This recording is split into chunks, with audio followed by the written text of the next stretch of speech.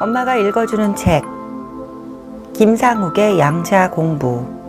저자 김상욱. 117페이지 7장. 신은 주사위를 던진다. 자유의지 문제. 당신은 분명 지금 이 책을 읽고 있다. 당신이 중고생이라면 부모님이 사줘서 할 수 없이 읽고 있을 수도 있다. 하지만 대부분의 독자는 자유의지로 읽고 있을 것이라 믿는다. 자유의지? 자유의지라는 것이 과연 존재할까? 1687년 뉴턴은 그의 역작 프린키피아를 출판했다. 이 책에서 뉴턴은 운동을 기술하는 수학적 법칙을 제시한다. 바로 F는 ma다.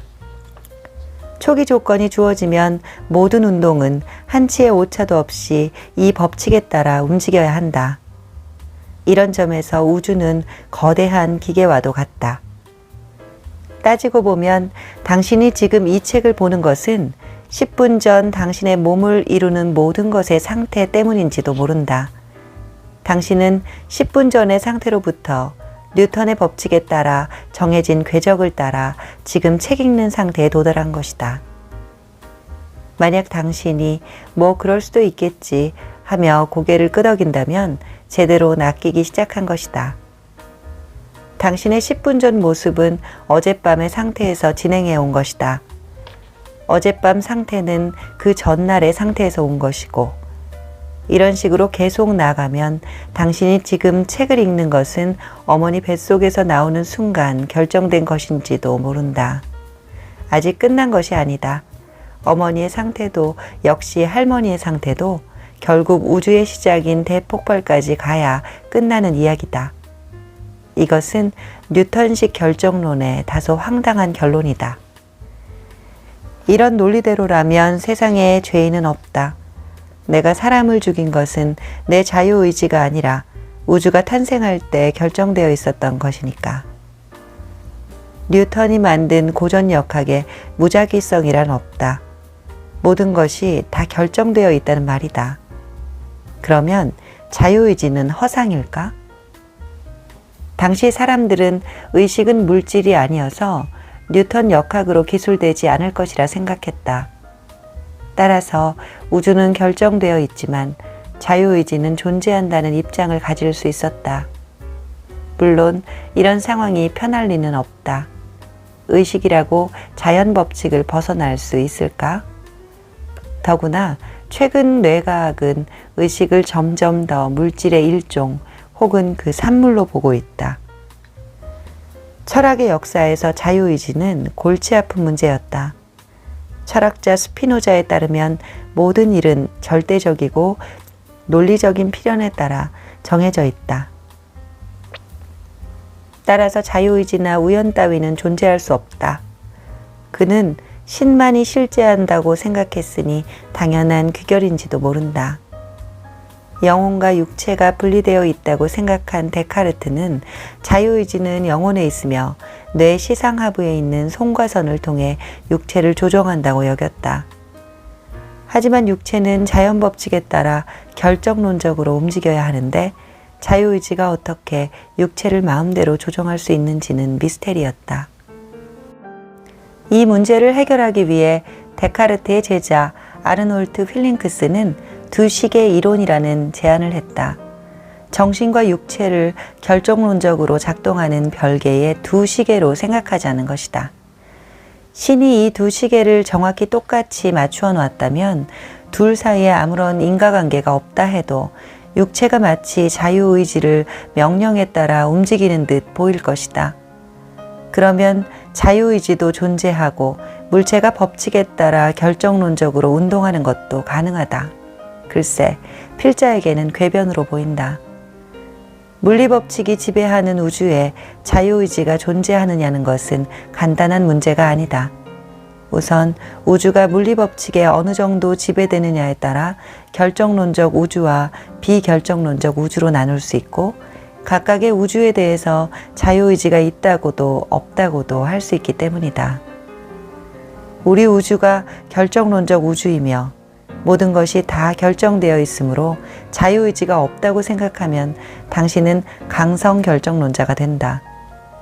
우리 우주는 결정론적 우주이지만 자유의지가 있을 수 있다고 생각하면 양립론자다. 우리 우주가 비결정론적 우주라고 생각하는 경우 자유의지가 있다고 생각하면 자유론자가 되고, 그럼에도 자유의지가 없다고 생각하면 양립불능론자가 된다. 이 구분에 따르면 근대 철학자인 데카르트와 휠링크스는 양립론자일 것이다. 자유의지는 없다 라는 도발적인 제목의 책을 쓴 미국의 철학자이자 신경과학자인 샘 해리스는 강성결정론자에 가까운데, 아마 이는 많은 과학자들의 입장이기도 할 것이다. 진화론과 인공지능의 연구 성과를 철학에 접목시키는 데 열심인 데니얼 데닛은 양립론을 주장하며 자유의지는 실체로서 적응에 도움이 되는 진화의 산물이라는 입장을 보인다. 사실 우주가 결정론적으로 작동한다는 것과 자유의지의 존재 여부 사이에는 간격이 있다. 철학에서 벌어지는 자유의지 논쟁은 주로 인간의 의식을 대상으로 한다. 이 경우 결정론의 문제는 뇌에 국한하여 적용해야 한다. 우주가 비결정론적이라도 의식을 만들어내는 뇌의 물리적 과정이 결정론적이라면 결정론적 관점에서 자유의지를 다루어야 한다. 이것은 의식이 뇌의 물리, 화학적 작용에 불과하다는 기계론적 관점을 지지하는 경우에만 유효하다. 신경과학자로 대표되는 많은 과학자들의 입장이기도 하다. 하지만 의식의 비물질적인 측면이 있다면 자유의지에 대한 논의는 결정론뿐 아니라 과학의 범위를 넘어서게 된다. 125페이지 양자역학의 비결정론. 양자역학이 나오면서 상황은 미묘해진다. 양자역학적으로 전자는 여러 장소에 동시에 존재할 수 있다. 사진을 찍어보면 물론 한 장소에서만 발견된다. 하지만 전자가 여러 장소에 동시에 존재하는 것이 틀림없다는 것은 이미 앞에서 수없이 이야기한 바다. 이것이 양자역학의 가장 이해하기 어려운 부분이다. 자, 그렇다면 여기서 간단한 쪽지 시험을 봐볼까 한다. 답이 뭔지 한번 생각해보고 아래 정답을 보시라. 문제. 전자의 이중 슬릿 실험에서 전자가 슬릿을 지나가는 순간 사진을 찍었더니 오른쪽 슬릿에서 전자가 발견되었다. 사진을 찍기 바로 직전에, 그러니까 사진을 찍기 0.000001초 전에 전자는 어디에 있었을까? 그야 당연히 오른쪽 슬릿 아닌가? 라고 답하면 0점이다. 정답은 아무도 모른다이다. 아무도 몰라야 하는 이유는 이렇다. 첫째, 측정 전에 오른쪽에 있었다면 양자역학이 불완전하다는 의미가 된다. 분명 오른쪽에 있었는데도 그것을 제대로 기술하지 못했기 때문이다. 둘째, 측정하려고 하다가 갑자기 마음을 바꿔 측정하지 않은 경우를 생각하면 모순이 생긴다. 측정하기 바로 직전 전자의 위치는 정해져 있다. 하지만 측정을 포기하면 전자는 다시 동시에 두 개의 슬릿을 지나야 한다. 전자는 어느 장단에 맞춰야 할까? 결국 전자가 동시에 두 슬릿을 지나려면 측정 전에는 어디에 있는지 전혀 알 수가 없다고 주장해야 한다. 전혀 알 수 없던 상태에서 결과를 얻게 되니까 전자의 위치야말로 진정 무작위적이다. 무작위라는 말은 두 개의 슬릿에서 같은 비율로 발견된다는 것 말고 알 수 있는 것이 없다는 말이다. 그렇다면 우리가 할 수 있는 일은 전자의 위치에 대한 확률을 구하는 것뿐이다. 즉, 전자의 위치에 관한 한 양자역학은 비결정론적이다. 예측할 수 없다는 말이다. 그렇다면 자유의지가 존재할 여지가 있을까? 사실 양자역학에서 자유의지 문제는 여전히 미묘해진다. 완전히 무작위적이라 예측 불가능하다는 것이 자유롭다는 뜻은 아니기 때문이다. 동전을 던져 미래를 결정하는 사람을 보고 자유의지가 있다고 할 수 있을까? 암튼 양자역학의 우주가 비결정론적이라는 결과에 대해 기뻐할 독자가 있을지도 모르겠다. 적어도 범죄에 대한 책임을 물을 수는 있게 된 것이니까. 하지만 양자역학의 이런 확률적 측면은 많은 물리학자들의 반발을 불러일으킨다. 신은 주사위를 던지지 않는다. 아인슈타인이 한 말이다. 사실 물리학자가 신을 들먹일 때쯤 되면 다 끝난 게임이다. 물리학자라면 수학이나 실험 데이터로 공격을 해야 하는 법이다. 아인슈타인이 위대한 물리학자라는 것에는 이론의 여지가 없다. 하지만 아인슈타인은 죽을 때까지 양자역학의 비결정론을 받아들이지 않았다. 아마도 그는 우주가 법칙에 따라 오차나 무작위성 없이 완벽하게 작동한다고 믿은 것 같다. 1927년 솔베이에서 열린 학회에서 아인슈타인은 학회 기간 내내 보어를 집요하게 공격한다.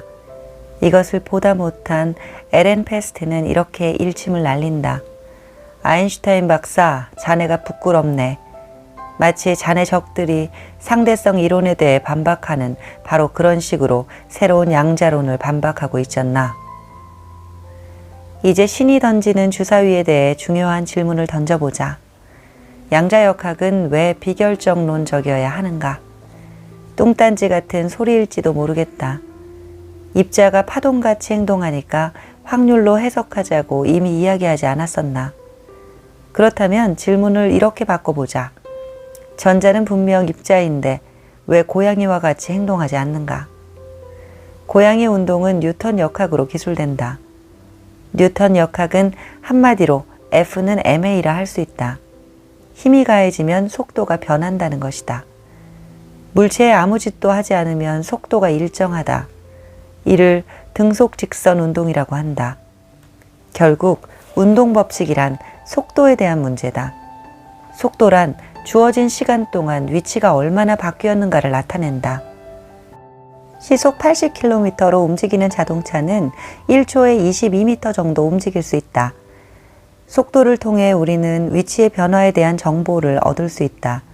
위치와 속도, 이 두 가지야말로 뉴턴 역학을 이루는 핵심 요소다. 당신이 지금 이 책을 읽고 있는 것이 10분 전의 상태에서 기인한 것이라고 말할 때 상태란 바로 우주 모든 것의 위치와 속도를 말하는 것이다. 뉴턴 역학에서는 위치와 속도를 알면 모든 것을 아는 것이기 때문이다. 물론 위치와 속도가 어떻게 모든 것을 나타내느냐고 반박할 분이 계실지도 모르겠다. 자, 컴퓨터 게임을 한번 생각해 보자. 게임 속에는 하나의 우주가 존재한다. 물론 그것은 실제하는 것이 아니다. 하지만 게임 속 유닛들은 자신이 실제한다고 믿을지도 모른다. 미네랄을 채취하면 유닛을 만들 수 있고 총알을 맞으면 유닛이 사라지니 말이다. 이런 의미에서 프로그램 개발자는 가상의 우주를 만들었다고 볼 수 있다. 사실 게임 속의 우주는 컴퓨터 명령어의 집합체일 뿐이다. 명령어가 하는 일이란 매 순간 유닛들의 위치를 결정하는 것이다. 하지만 한순간 위치만 알아가지고는 그 다음 순간의 위치를 결정할 수 없다. 지금 위치와 그 다음 순간 위치 사이의 관계를 알아야 한다. 앞에서 이야기한 점화식이 나오는 이유다. 짧은 시간 동안 위치의 변화, 바로 속도다. 즉, 매 순간 위치와 속도를 알 수만 있다면 스스로 굴러가는 우주를 만드는 것이 가능하다. 이것이 바로 뉴턴 역학의 세계다. 운동 법칙은 속도의 변화를 기술한다. 만약 입자의 위치와 속도를 동시에 알 수 없다면 확률을 피할 수 없다.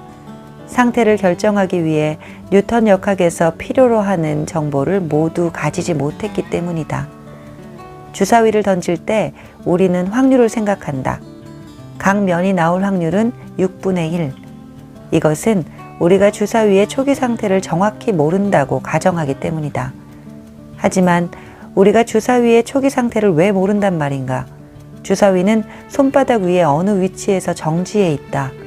따라서 웬만한 물리학자라면 주사위의 궤적을 계산하여 어느 면이 나올지 예측할 수도 있다.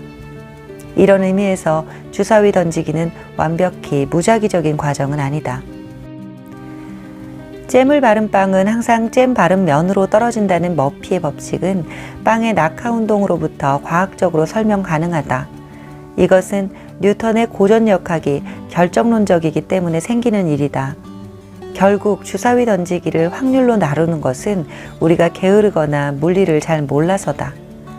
하이젠베르크는 전자의 운동이 확률적으로 결정되는 이유를 이렇게 설명한다. 전자의 위치와 운동량을 동시에 정확히 알 수 없다. 운동량이란 속도의 질량을 곱한 것이니 속도와 같은 양으로 보아도 무방하다. 여기서 알 수 없다라는 것은 우리가 게으르거나 기술적인 한계가 있어 알 수 없다는 뜻이 아니다. 아는 것이 근본적으로 불가능하다는 말이다. 이것을 하이젠베르크의 불확정성 원리라고 한다. 이 원리는 이렇게 써먹는다. 하이젠베르크가 운전을 하다 과속으로 경찰에 걸렸다. 경찰이 X월 X1 3번국도 A지점에서 과속하셨습니다. 라고 말하자 하이젠베르크는 위치를 정확히 알면 속도를 알 수 없게 됩니다. 라고 답했다. 물리학자들 사이의 우스갯소리다. 위치와 운동량을 동시에 아는 것이 왜 불가능할까? 고양이의 위치를 알기 위해서는 고양이를 보아야 한다. 본다는 것이 무엇일까? 여러 번 겪은 일이지만 양자역학 이야기를 하다 보면 이런 당연한 것을 수도 없이 다시 되짚어야 한다. 본다는 것은 빛이 고양이의 충돌에서 튕겨나와 그 일부가 내 눈에 들어왔다는 것이다. 양자역학적으로 빛은 입자이기도 하다. 빛에 맞으면 충격을 받는다는 말이다.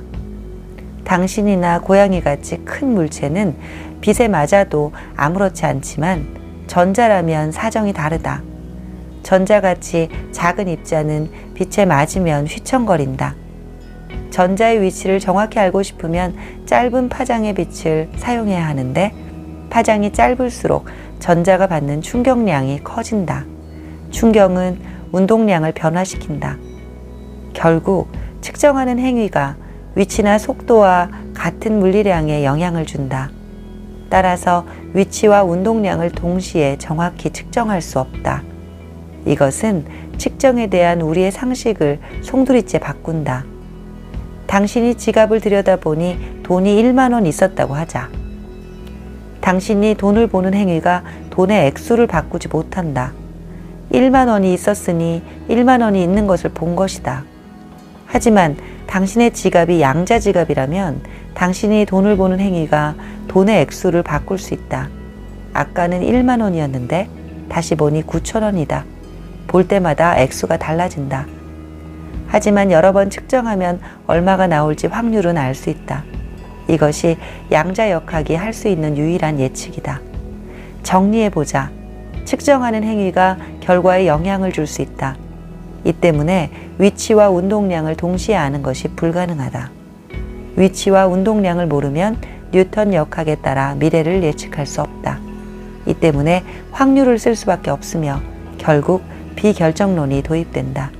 신은 이 순간에도 주사위를 던지고 있다.